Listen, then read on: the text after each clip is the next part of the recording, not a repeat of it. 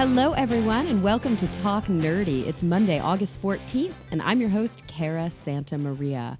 Those of my American listeners, I'm so excited to hear if any of you are going to travel, or maybe you are lucky enough to live right in the path of the Great American Eclipse, which is just going to be at the beginning of next week. I would love to hear what your plans are. I'm headed up to Oregon, and I cannot wait to experience totality in all its glory. Oh my gosh, I'm so excited. All right, before we start the show today, I want to thank those of you who helped make Talk Nerdy possible this week. Remember, Talk Nerdy is and will always be 100% free to download, and the only way that I can do that all by my lonesome working on this show is with the incredible support of listeners like yourselves. There's two ways to support the show financially. One of those is to visit my website, carasantamaria.com, and click through to the PayPal portal. Those who did that this week include Marcella Liddick, Amanda Munster, and Rob Schreck. I want to thank you guys so much for your support. The other, kind of more common way is to go to patreon.com/talknerdy, and you can pledge support on an episodic basis. The main supporters this week are Phil T-Bear, Timothy Glover, Genji Keene, Charles Payette, Jonathan Wright, Christian Jeffrey, Jeffrey Perez, Stuart Ogg, The Honorable Husband, Jafe, Gabriel Felipe Jaramillo Gonzalez, Brian Holden, and last, but certainly not least, Jeffrey Sewell. I thank you all so much from the bottom of my heart. And of course, remember, there are other ways to support the show: rating and reviewing, sharing it with friends and family, and probably the most fun way is to visit the Talk Nerdy store, which is at my website, carasantamaria.com. There you can buy a bunch of cool Talk Nerdy swag, which 100% goes to support the podcast. All right, guys, I want to dive right into this episode because it is just so much fun. I got to chat this week with Dr. Mario Livio. He's an internationally renowned astrophysicist, and he's also a best-selling author and popular speaker. So not only has he published more than 400 scientific papers on astrophysics, like dark energy, cosmology, black holes, lots of other topics. He's also written 6 popular science books, and you may have heard me recommend one of his more recent books in the past, Brilliant Blunders. But he's got a new book, and that's what we're going to be talking about this week. It's called Why? What Makes Us Curious? And you can pick it up anywhere that books are sold. It's been available now for a couple of months. So I highly recommend that you read this new book. And we're going to spend an hour talking about why you should. It's just fascinating. So here he is, without any further ado, Dr. Mario Livio. Well, Mario, thank you so much for joining me today. Well, thank you for having me. Sorry about some of the tech issues, like I sometimes have when I'm trying to podcast remotely. But hey, technology is amazing. The fact that we can be across the country and have a one-on-one chat for the listeners, I think, is a good thing. Indeed. And we could even see each other, but in order to improve the quality of the sound, we choose not to. Exactly. Well, I'm really excited because you have a brand new book out called Why? What Makes Us Curious? And this is fun because it's a little bit of a departure from some of your previous books that really focused on mathematics, on physics, and sort of on the scientific process. Although I guess this does feed in a little bit to that. Your previous book, Brilliant Blunders, we've discussed previously, and it's so important, I think, for individuals to understand the scientific process and the fact that sometimes we fail our way to new discoveries. That's right. You're absolutely right that this is different than my previous books because the actual science of, curiosity belongs in psychology, in neuroscience, which are not my field. I'm an astrophysicist. But it just so happens that I've always been a very curious person. And at some point, I just became so curious about curiosity itself that I decided that I really must go into this and, look at all the research that has been done. So I read lots of stuff that was done in both psychology and neuroscience, interviewed many researchers, visited some labs and so on. So, yes, so this is the result of all that research.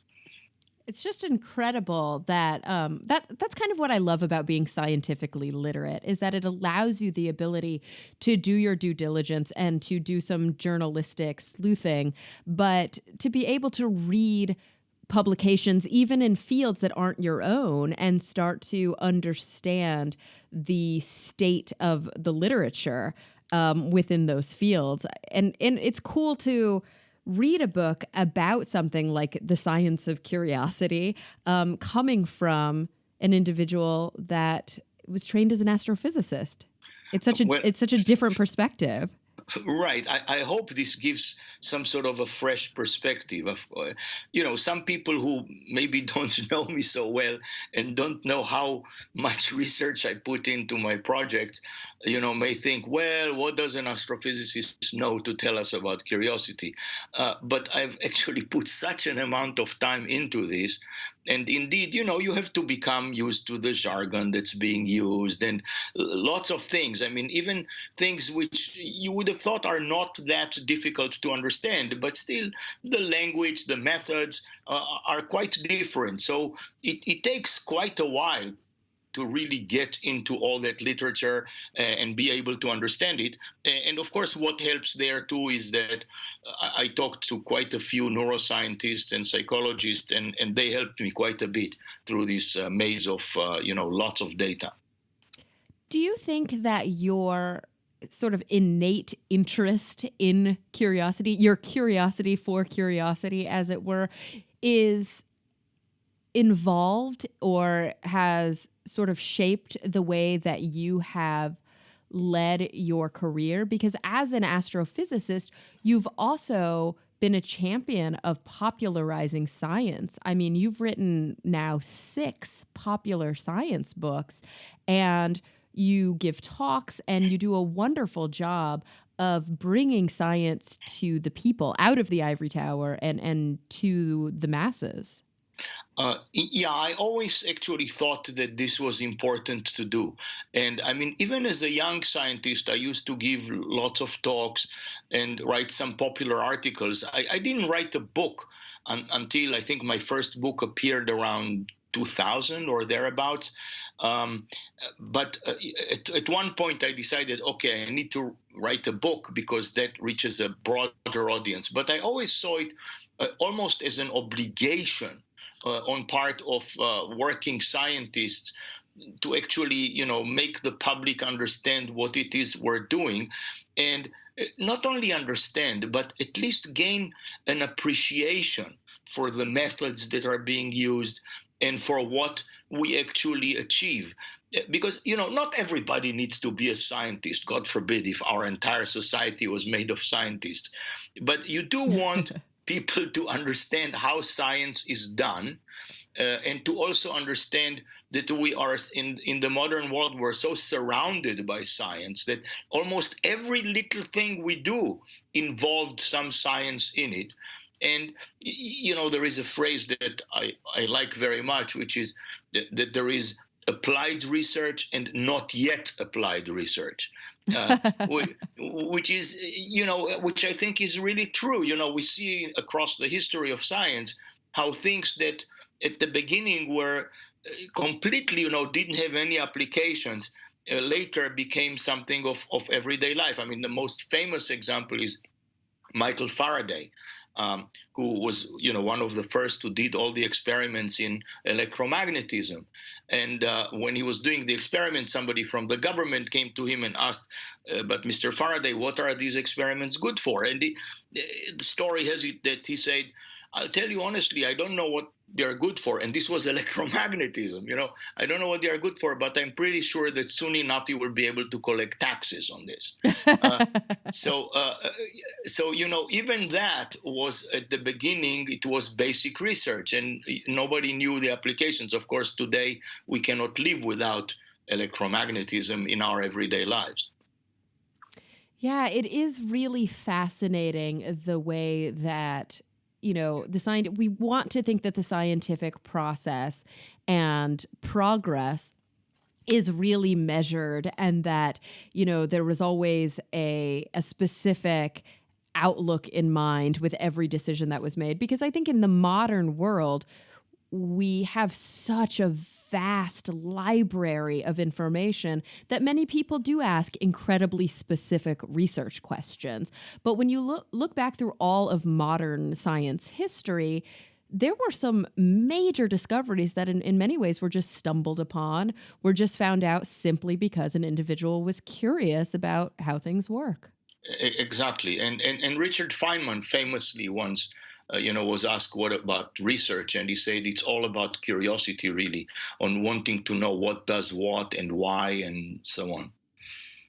That's why I think it's so frustrating when people really misrepresent the scientific mindset as something that is in direct opposition to a literary or poetic or artistic mindset. You know, we often hear this misunderstanding of the way that the brain works. People talk about, oh, there's right brain people and there's left brain people, which is nonsense. We all have both sides of our brains, and many of the things that, sure, language is lateralized on the left. You can point to some lateralization, but for the most part, you use your whole brain when you do these kinds of processes. And of course, science is like one of the most creative endeavors you could ever kind of partake of.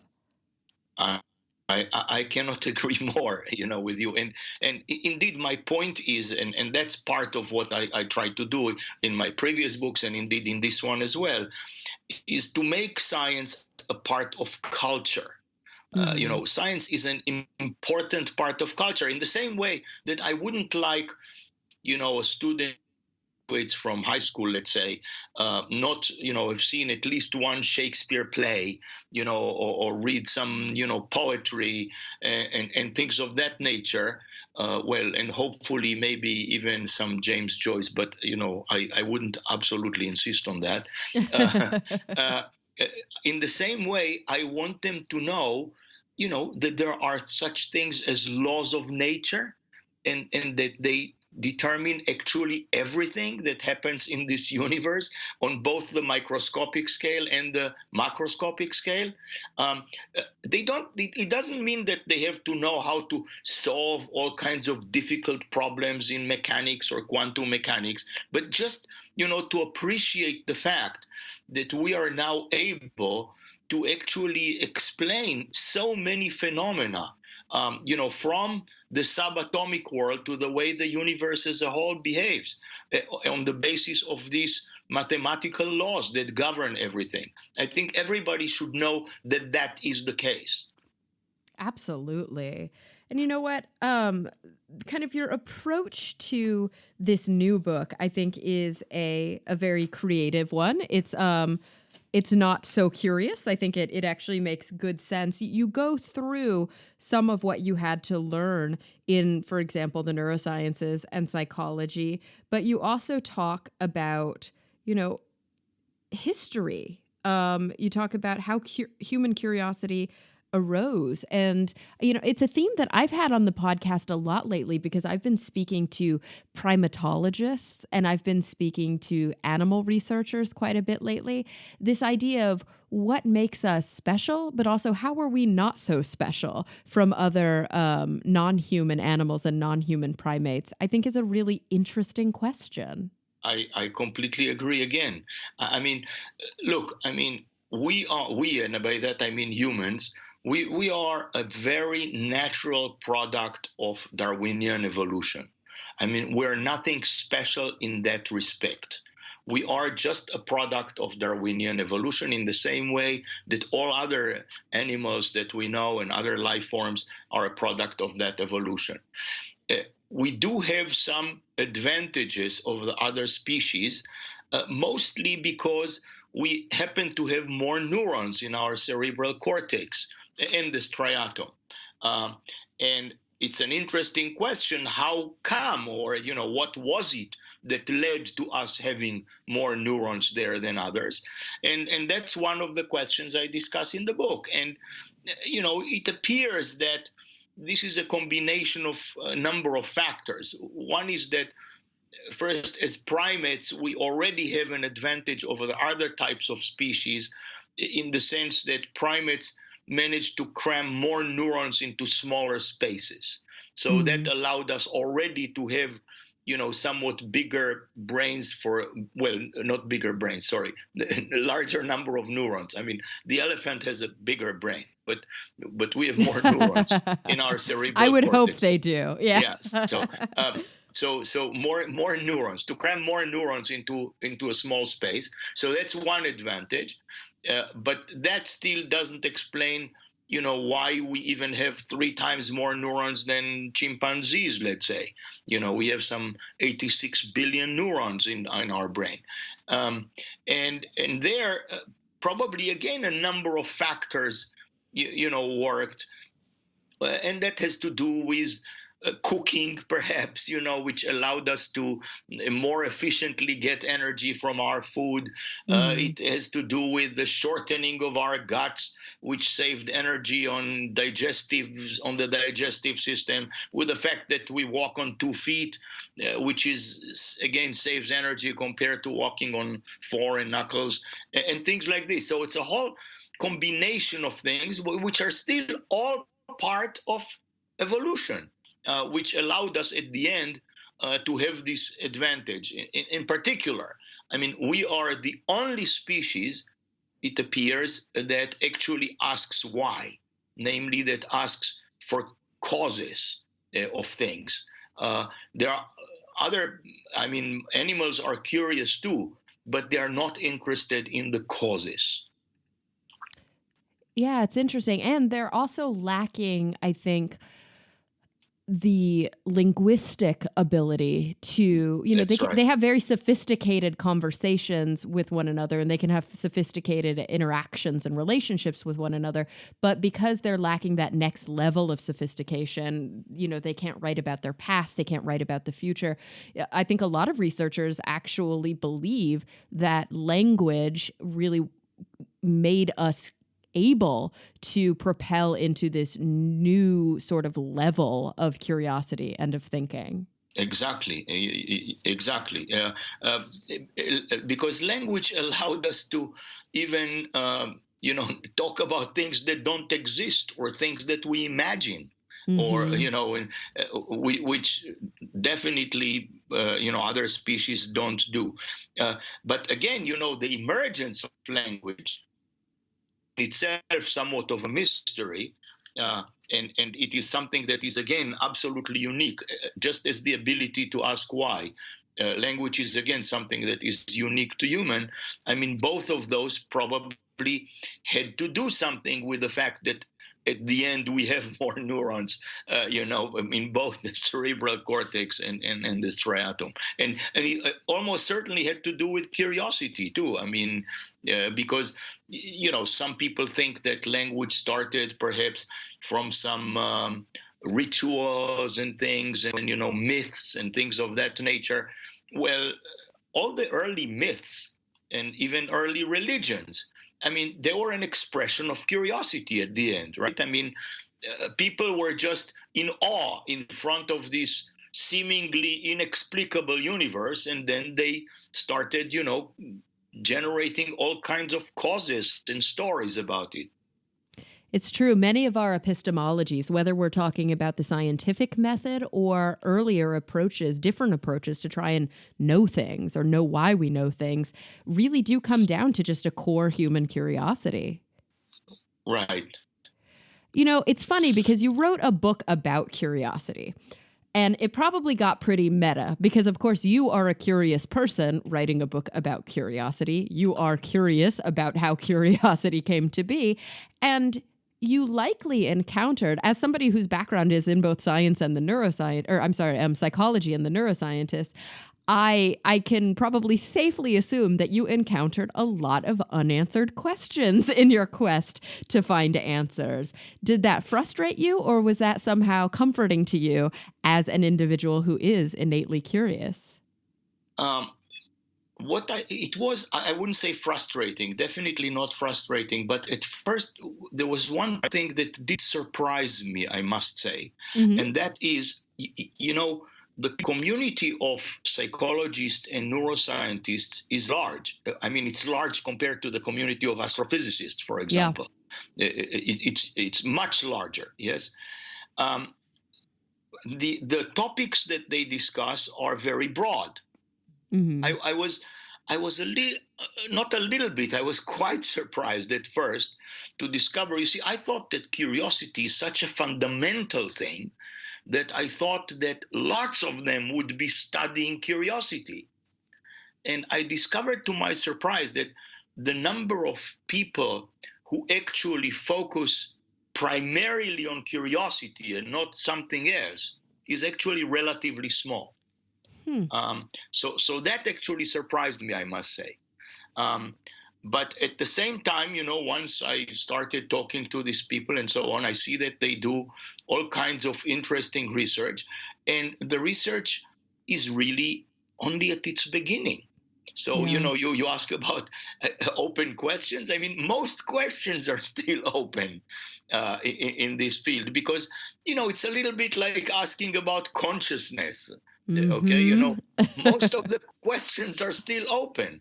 I mean, we know so little. I mean, we know so much more than we knew before, but all of it is so still little about how our brain and our minds work, that really, there is a lot to be learned. I almost feel that these fields are a bit like, I don't know, physics at the end of the 19th century, when, most of the breakthroughs were still to be made Yeah. in this area.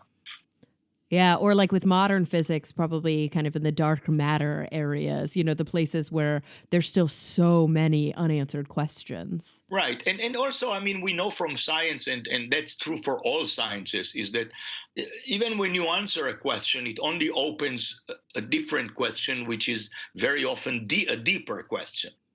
Absolutely. But the interesting thing that I think that I'm finding the more I dig deep into psychology is that it really is as a discipline, it's really on a broad continuum, kind of on one end being a very evidence based scientific approach to understanding the brain and behavior and human relationships and the human condition. And on the other end, almost it's a philosophical endeavor. It's almost not even a research question, but there are many psychologists who really are asking these broad philosophical questions and aren't really doing anything in the laboratory. And so you get such a vast breadth of approaches to these kinds of questions that it can be sometimes overwhelming, even looking at one specific research question.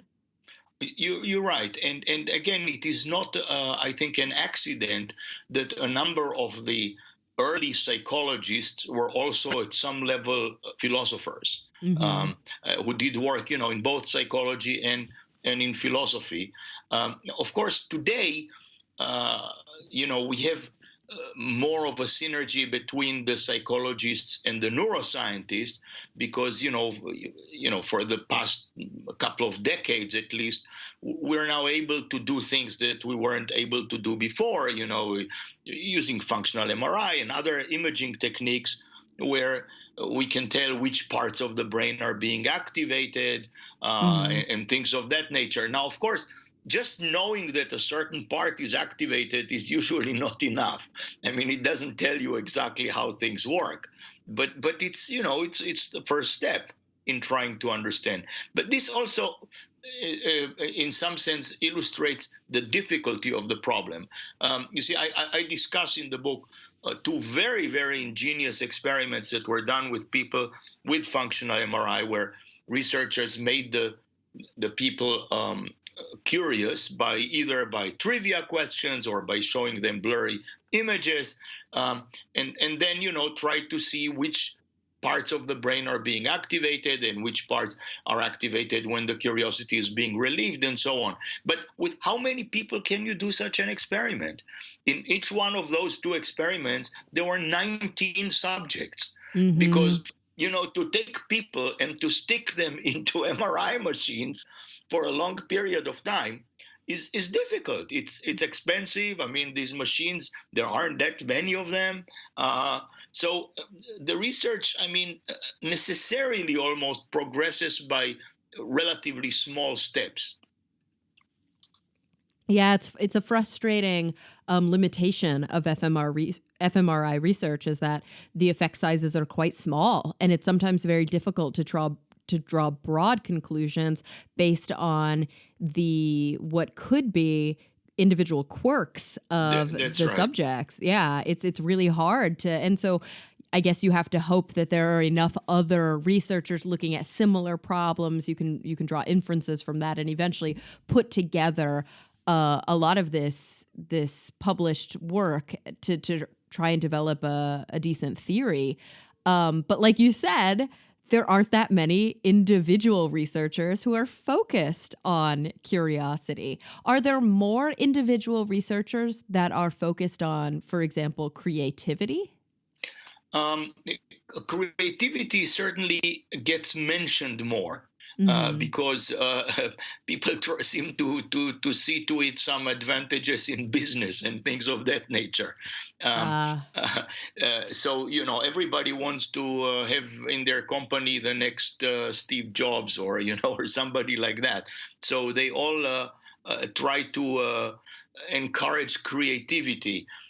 Now, for all of those, I would say one thing that's very striking, and that is that um, when people who actually looked at creativity discovered that if there is one thing that is common to all creative people that they have interviewed, it's the fact that they are incredibly curious. So curiosity seems to be a necessary, not perhaps not sufficient, but a necessary ingredient for creativity. So if you're interested in creativity, you should also be looking at curiosity. Well, the funny thing is we can talk about curiosity on a broad scale. We can say as a human species, Homo anything, actually, not just Homo sapiens, but even previously Homo erectus and even Right. Australopithecus. Like, we can look back at our lineage and say we were very curious organisms, and that really defines what it means to be human. So looking at it across the species is very telling, but at the individual level, there are such broad differences. Have you ever met somebody who you just are like surprised by how they just don't seem curious about anything? They're just perfectly unskeptical, happy to just take things at face value and just don't ask many questions. So yeah, this is a very interesting question, and you had here a number of interesting directions. In terms of the hominin species that you mentioned, I would say also Homo habilis in particular. I mean, the handyman. I mean, Hmm. these are the people who did tools.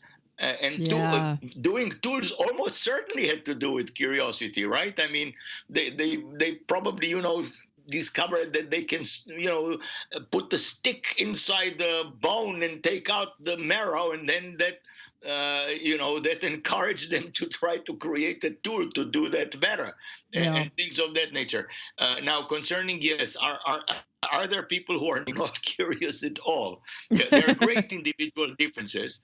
I can name a few, but I will refrain from doing that. No, I'm just joking. I mean, what I actually, um, more, more seriously, I mean, other than people who are severely depressed Hmm. or who had certain types of brain damage, all people are curious. Now, of course, both the topics they are curious about and their level of curiosity differ from person to person, in the same way that, I don't know, intelligence differs from person to person and things like that. Yes. Hmm. So some people are more curious than others. And for example, I have a whole chapter on Leonardo da Vinci, who was perhaps the most curious person to have ever lived. I mean, because he was just interested in everything, uh, with a possible exception of politics, which was very smart on his part because he lived at the time of the Borgias. So anybody who was interested in politics at the time of the Borgias get either poisoned or their head chopped. So Yeah. Leonardo, on the other hand, managed to get funded by them. So clearly, he was clever in that respect.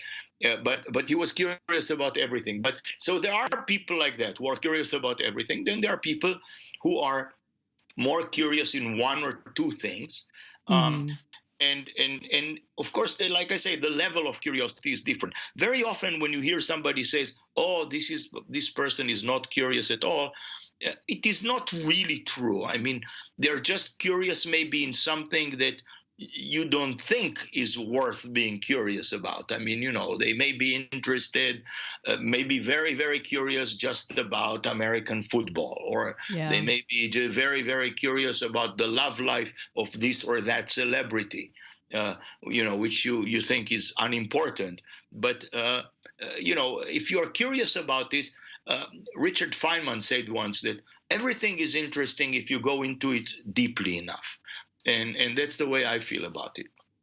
I love that. That's such a great perspective. And we do sometimes forget that because we tend to golden rule everyone around us. It's very hard for us to be truly empathetic. So if something doesn't apply to our own framework, sometimes we discount it whole cloth. You mentioned, and I think it's an important point, and I don't want it to get lost. So I would love to talk a little bit more about it because it's near and dear to my own heart. But you mentioned that people who are struggling with clinical depression, they're some of the few people out there who actually sometimes aren't curious. I mean, that really is a fundamental diagnostic criteria that some people who are dealing with depression have anhedonia. They literally don't find pleasure in things and they don't seek out, to follow their curiosity. It's just too overwhelming. It takes too much energy. Yes, you're absolutely right. To be curious, you see, I mean, it's one thing to be curious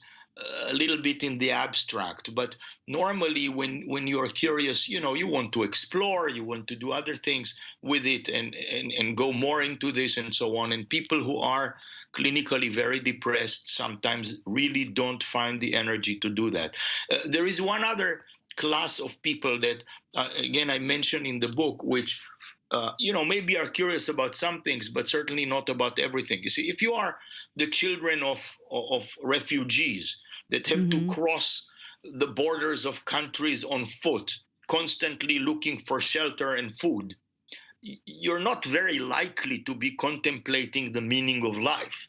Yeah. I mean, you may be curious about, okay, where will I find the next place to sleep, or where can I find some more food? But uh, the types of curiosity that you will entertain are rather different than from somebody who has the luxury and the energy to get curious about everything. I think it's so important that you mention that in a real world context because I think as students, when we talk about, like Maslow's hierarchy of needs, and we talk about how at your basic core, you need to eat and you need shelter and you need medical care, and then you need, loneliness can cause all sorts of terrible problems. So after that, you need interaction with human beings and you need to be touched. And then after that, you need for your mind to be nourished. And ultimately, you get up to this level that was called self actualization. But I think a lot of times as students, we think of these things in very abstract terms, kind of like we're thinking of early hominins or something like that. But there are people in this world right now who are dealing with such neglect, such poverty, such difficult circumstances that in many ways they don't have the luxury of curiosity. That's right. Like I say, they may be curious about some things. You see, children normally are very curious about many things, and I'm sure that that's true for children in almost any conditions. But they don't cannot be curious about basic scientific research or high arts, and things like that. So, we talked a little bit about this idea that some people are curious about things that maybe other people don't categorize as, Appreciate, yeah. yeah, that maybe they don't think are important for like the citizenry or for improving, the overall health and prosperity of individuals. How do we, as science communicators, for example, or as politicians, or as individuals with influence over over kind of the populace, how do we encourage and inspire curiosity in areas that we at least assume will improve the lives of citizens? Yes. So Well, one thing we already mentioned, and that is that, an appreciation of science at some level and of the scientific method in particular. I mean, how science makes progress, that you actually have to collect all the facts, that then you can formulate a theory that is supposed to be consistent with all of those facts that are there, because otherwise it's not a good theory. And then it doesn't become even a theory unless this theory is able to make predictions that can be tested by further observations of experiments. I mean, this method has proven to be extremely successful in, driving towards the truth. Now, so that's one thing. But there is another thing which I find that I think is very, very important. And, even for you, and you try to engage, let's say, children or things like that in their interest in science. Mhm. One mistake that I think is often done, uh, and I'm saying this not as criticism, just as a statement of, an observer, even in the way of a parent, of children who grew up and so on, Mhm. um, is that um, sometimes in terms of the curriculum or the method of teaching or things like that, somebody decides about some things that are important for children to know. I'll give you an example. Now, let's say that we decide that it's important for children to know about the free fall acceleration on Earth. Okay. Okay, it's an important concept, no doubt. But children at a certain age may find that extraordinarily boring. And they are not interested in this at all. But children, at least in the US, are, for example, fascinated by dinosaurs, Oh, yeah. right? Yeah, And most adults. children are, yes, by Yeah. dinosaurs. So start with dinosaurs. Start your science lessons with dinosaurs because they're already curious about them. And tell them all kinds of things about the dinosaurs so that they will get hooked into the interest. And then find ingenious ways to get from the topic that they are already curious about to the topic you're interested in. For Mhm. example, you can then, start talking about how the dinosaurs became extinct. And they became extinct because a large asteroid hit the Earth from space. And that why did that asteroid hit the Earth? Well, because of the Earth's gravity. That asteroid was attracted to Earth and it accelerated through its atmosphere, and finally hit it, the Yucatan Peninsula or near it, and that killed the dinosaurs. So here you are, you got from the dinosaurs to your free fall acceleration, if you like, but you got in a way that children could stay engaged throughout the whole process. Absolutely. And, oftentimes children are the ones who are asking all of these questions anyway. I mean, your book is called Why. That is like the number one question that a child Uh, will ask. that's right, thousands of times. And being able to sit down and explore those things together can be such an exciting thing to do. Albeit sometimes it can be frustrating. I understand that. And I don't fault parents who, at a certain point, have to say enough is enough. But I do worry about the mentality that the answer to why should ever be because I said so. No, that should never actually be. In fact, I mean, probably the best way of doing this, but it does require some patience, of course, Mm-hmm. is when they ask you why so and so, you say, well, why do you think so and so? Yeah. Then they may provide some sort of an answer. And then you perhaps can find a way to say, okay, let's test that answer and see if that's correct or not, and so on. That would probably be the best way. Which reminds me, by the way, that there is this story about somebody who went to his rabbi and asked, Rabbi, why, whenever I ask you a question, you answer with a question? The rabbi said, why not? Of course. I love that. And it's true. It's also a good way, I think, for parents and teachers to gauge where these children are developmentally and what they grasp and what they don't, to know at what level it's appropriate to have conversations. You know, every parent's worst nightmare, but also such an important teachable moment, is when a child comes to them and says, you know, why did the dog die? Or what does it mean when something dies? Or am I going to die one day? I mean, these are very deep questions. And so instead of just rambling on and trying to, you know, pad every answer, if you just stop and say, well, what do you think happens when you die? Or do you think you'll die one day? You might be really surprised by the level of sophistication or by the level of imagination that you find in the children's answers. That's right. It is really cool to see the way that kids' brains work, because in a way, it's really just an unbridled curiosity. It's a curiosity that hasn't become boxed in by the parameters that we begin to understand as we become more and more wise, you know? Like, it's so interesting that with age comes wisdom, but with youth comes an ability to really perspective shift that we just don't possess when we get older. Right. Well, it's a little bit more complicated than that, I discovered, you know, by looking at some of this research, which is kids are very, very interested in understanding cause and effect. Relatively at a very early age, they kind of understand that every effect is related to some cause by some unbroken chain of events. And they want to understand that because that really allows them to, make fewer errors in predicting things. So they want to understand this cause and effect.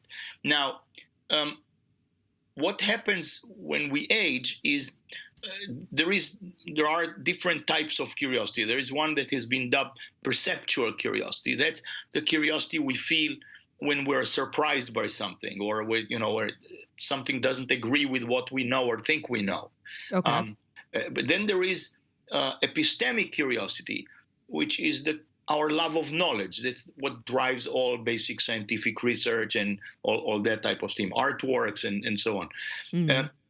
It turns out that the perceptual curiosity and also what has been dubbed diversive curiosity, that's what drives kids to constantly check for text messages, you know.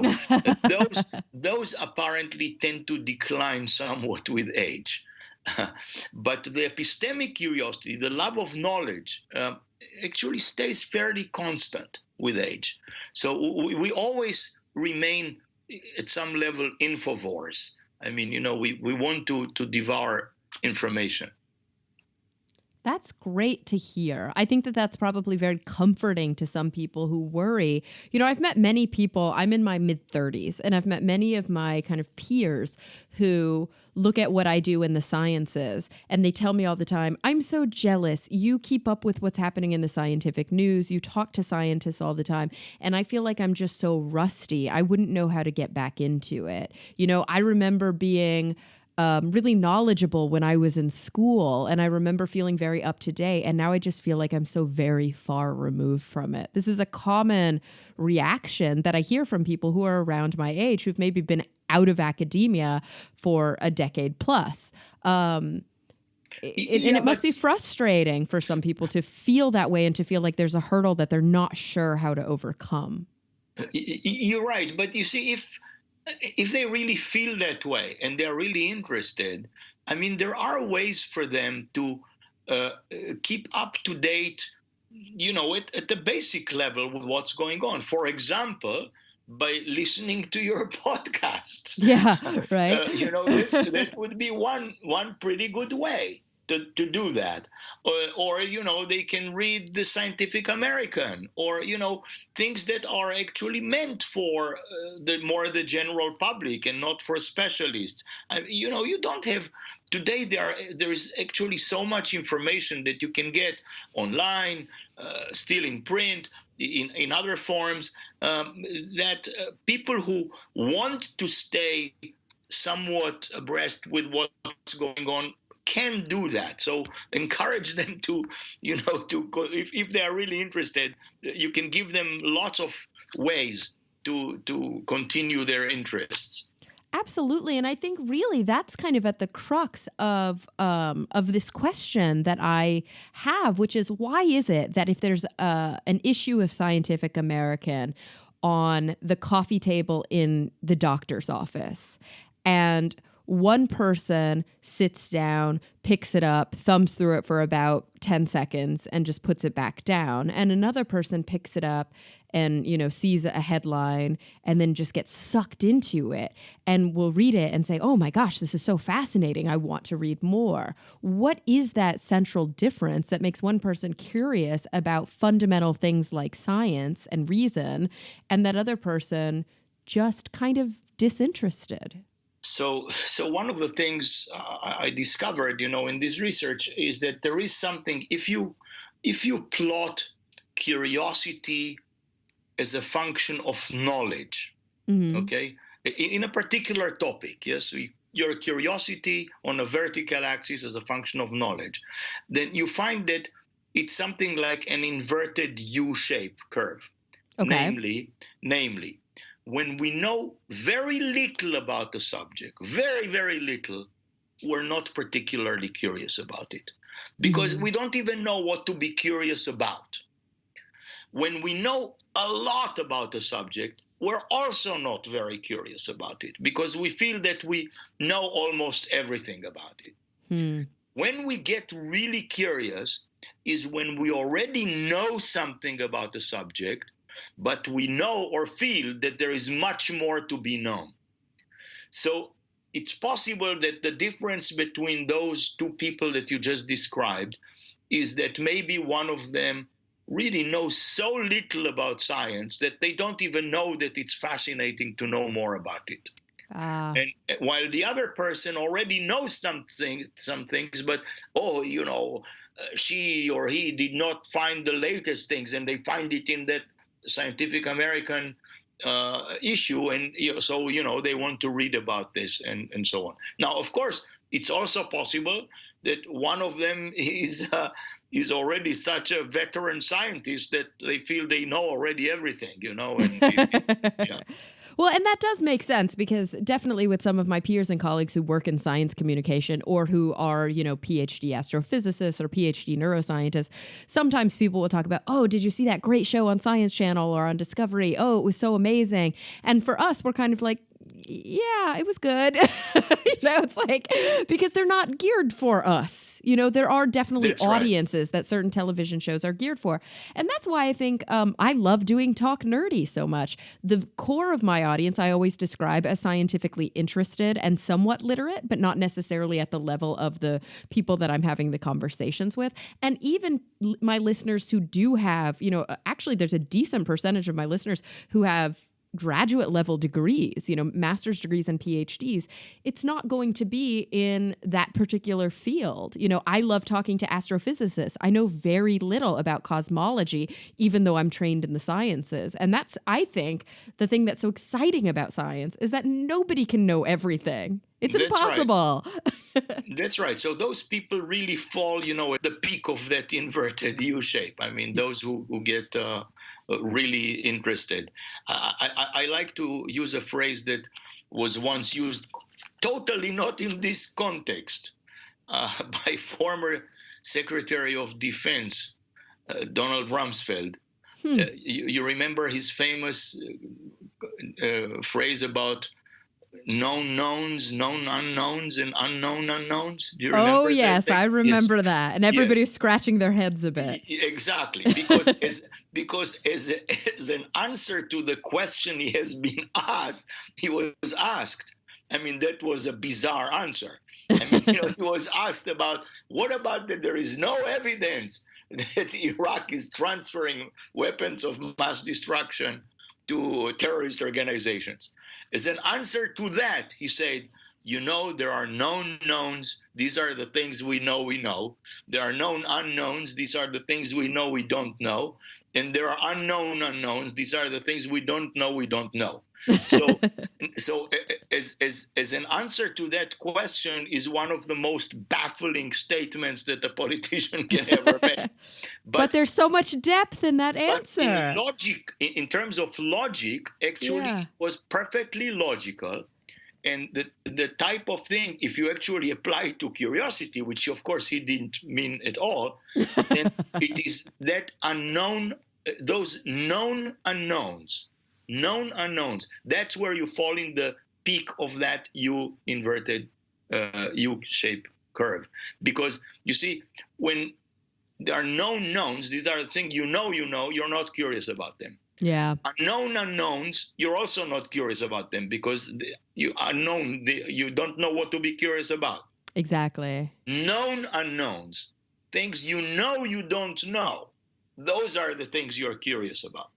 And in a way, that really was your journey in writing this book. I mean, you are an astrophysicist. You are obviously well educated, but your background was not psychology. It was not neuroscience. There were known unknowns out there that you wanted to pursue and to be Exactly. able to share. I Exactly. love that. I love when a book has that meta capability to both improve literacy and increase knowledge of the reader, but also to kind of embody the journey of the author.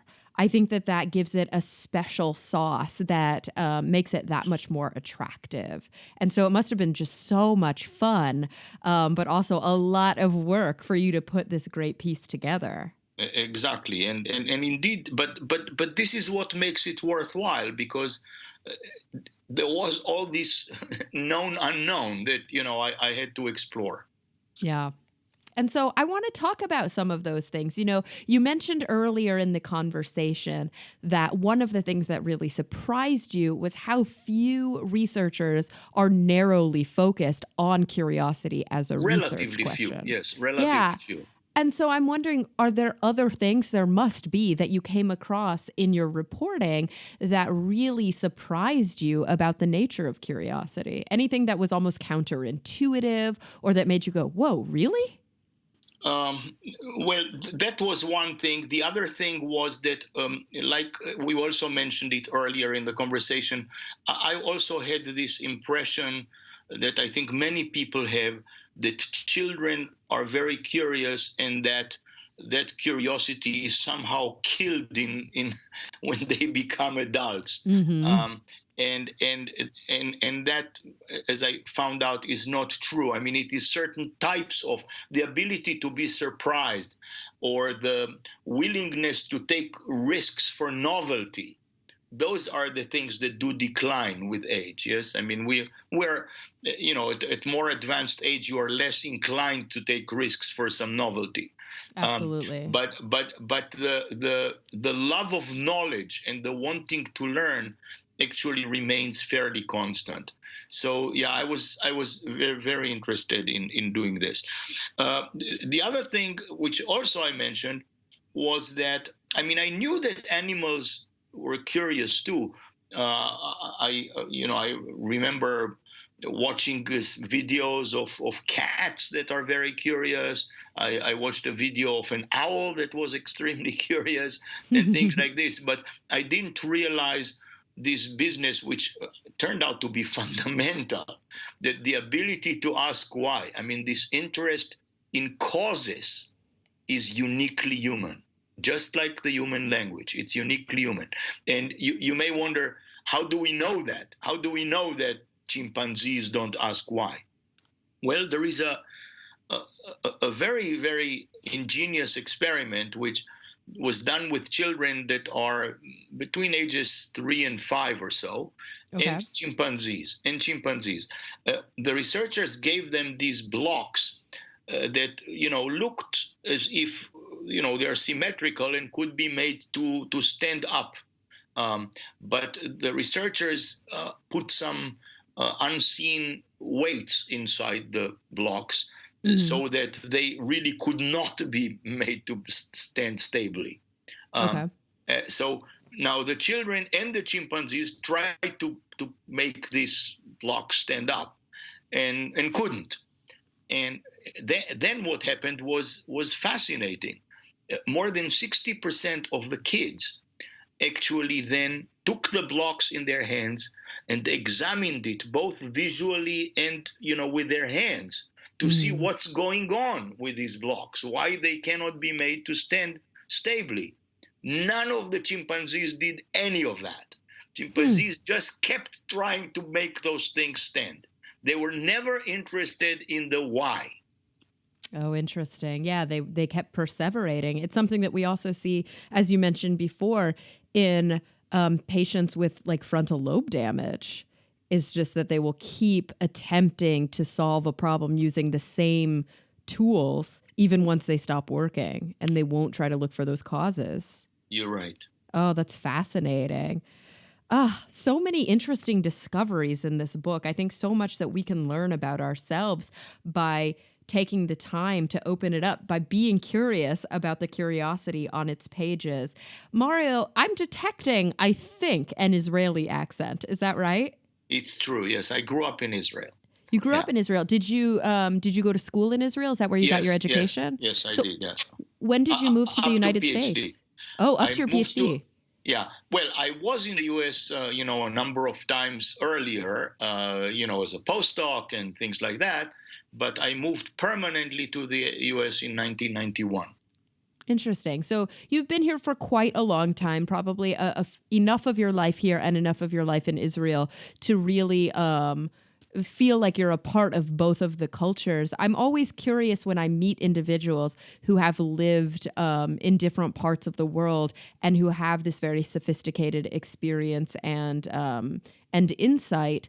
Do you think that there is anything about our curiosity, maybe about the educational system or about the culture or about the family unit between our nations that affects our curiosity, maybe for the better, for the worse, or if at all?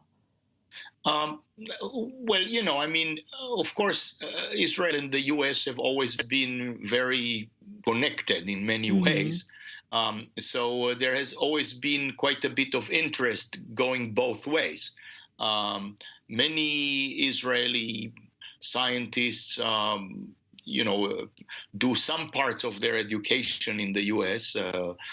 If not, directly in school, then as postdocs and things like that. And some of them go back, some don't, and um, so all of that, of course, happens. The societies are, of course, somewhat different because Israel is in a tiny country, Mm-hmm. so everybody knows everybody almost. Uh, and the U.S. is a very large country, and the distances are large, and um, so in Israel, even if you move away, I mean, away maybe an hour away, which are distances that in the U.S. don't even count. I'm now. My distance from you is almost my distance from here to Europe. Yeah, Um, that's true. so it's a very different feel in that respect. At the same time, Israel is of course a very first of all, it's a democracy. And second, it's a very advanced country scientifically and technologically. Mm-hmm. In terms of, for example, number of startups, I think it's second only to the U.S. And I'm not saying per capita. I think in total numbers, maybe Yeah, that's it is incredible. yeah. So in many ways there are many similarities. um, there are other things that again are related to the country being small and the particular circumstances. In Israel, everybody has to go to the military. Mm-hmm. It's an obligation, and has to do a reserve. Uh, have to serve in the reserves for until the age of 45 or so. I myself was unfortunate enough to participate in 3 wars before I moved to the U.S. Wow. Was Uh, that yeah, before you did your education or throughout your education? uh, all of the above. I mean, Yeah. I participated in my first war, and I mean participated as a soldier. Yes, I Mm-hmm. mean when I was in my second year of undergrad. Mm-hmm. Um, and then when I was just about to start my PhD, I participated in a horrible war, the Yom Kippur War. Mm-hmm. And then when I was already after my postdoc, I participated in the first Lebanon war. So yeah. Yeah, So I that mean, is, I think these it's a things, of course, are difference. You know, yeah. like we, This is a huge difference, and also in terms of the number of people that who died or were Mhm. wounded, and so on. I mean, there is nobody in Israel who doesn't know people who died in wars. Yeah, like here in the United States, obviously we do have a long history of conflict, but we're very far removed from it. You know, it's not on our shores. We don't see it unless it's on the news, and there is a distance that we feel from it. Whereas in Israel, conflict is at the doorstep, and That's right. I think people have a different relationship with what it means to be at war. That's right. And also, I mean, almost everybody in Israel either has now or had at some point relatives, children, parents who were in the military and in wars. While here, Hmm. at the end of the day, the size of the military is not that large compared to the size of the population. Yeah. It's interesting to think about sort of some of these, I don't know if we would call them political, but maybe geopolitical differences or similarities in countries and how they really do affect our fundamental knowledge, our fundamental curiosity. You know, when they're kind of kept in check, I think the nations are able to thrive economically and they're able to thrive intellectually. But sometimes war can overwhelm the population. You know, these geopolitical conflicts can become so burdensome that we maybe do drop down a little bit on that hierarchy, like you mentioned, like the children of refugees do. That's right. That's right. I mean, I when I went to the '73 war, the Yom Kippur War, Mm. and when I came back, I've seen so many people die. And I was a paramedic. I took care of people. Oh wow! So So you were really in it, yeah. including enemy soldiers. I Hmm. took care of more than 100 Egyptian soldiers. Um, so when I came back, I mean, the topic that I chose for my PhD looked a bit, uh, so small by comparison to Yeah. everything that I've seen. Of course, you get over that, and eventually you become very interested in what you're doing. But your perspective and your priorities can change over time. Absolutely, absolutely, and they can change with the tides, with the seasons as well. Well, Mario, this was such a fascinating conversation. I enjoyed it very much. Your book is wonderful. I'm so excited to be able to tell people about it. You guys, you can pick up a copy of Why, What Makes Us Curious by Dr. Mario Livio anywhere books are sold now. And Mario, you know what? I always close my episodes by asking my guests the same two questions, and I would love to get your perspective on the answers because I think yours might be really interesting given your background. So, are you ready to go for the two questions? Sure, I'm ready as I'm going to be. Exactly. All right. So, I want you to think about the future and you can answer these questions in whatever context is important or relevant or interesting to you right now. So, we could be talking about your personal future, the future of your family, the future of your community, the future of, the globe, or even the future of the universe. So, you could really answer in a lot of different ways. The first question is, when you think about the future, what is the thing that you are most concerned about? What keeps you up the most at night? What worries you about the future? But then on the flip side of that, what are you actually hopeful and excited and optimistic for? So, what worries me? I mean, one thing that does definitely worry me is a certain climate of uh, anti-intellectualism that I perceive in recent times, Hmm. and anti-expertise even, um, and that is worrisome because. You see, when I look at big problems that our world is facing, and I mean now not the universe, but we humans here on Earth are facing, then if I just name a few off the top of my head, I mean, it would be things like food resources. It would be things like fighting disease, especially in certain continents and things like that. It would be climate change. Uh, it is going to be perhaps cybersecurity at some level. Mm. If you look at all of these problems, without exception, all of these problems, to even try to address them, let alone solve them, requires serious scientific input to try to address these problems.